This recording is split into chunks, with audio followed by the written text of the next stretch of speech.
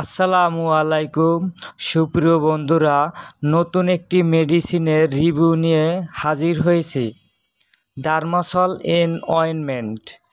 এতে আছে কোলোবেটেসল এবং প্রোপিওনেট 0.5 মিলিগ্রাম এবং নিউমাইসিন সালফেট 5 মিলিগ্রাম এবং নিস্টাটিন 1,00,000 IU গ্রাম। এটি তৈরি করেছেন স্কয়ার ফার্মাসিউটিক্যালস লিমিটেড। 25 গ্রাম টিউবের মূল্য 100 টাকা।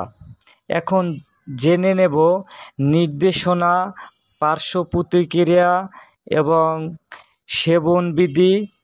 গর্ভ অবস্থায় সেবন করতে পারবেন কিনা এ সম্পর্কে।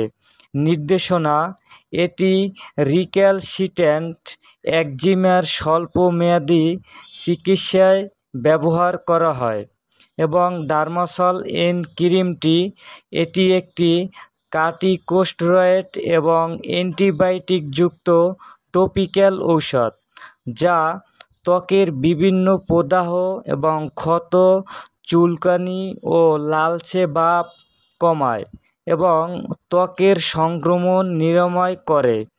এটি ত্বকের অ্যালার্জি, চর্মরোগ, সোরিয়াসিস এবং ব্যাকটেরিয়াজনিত সংক্রমণের জন্য ব্যবহার করবেন।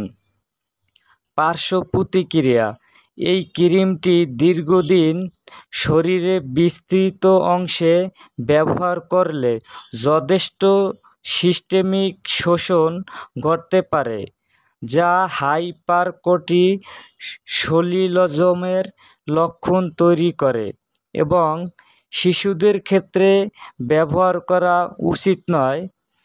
শিশুদের ক্ষেত্রে বেশি এ লক্ষণ দেখা দিতে পারে।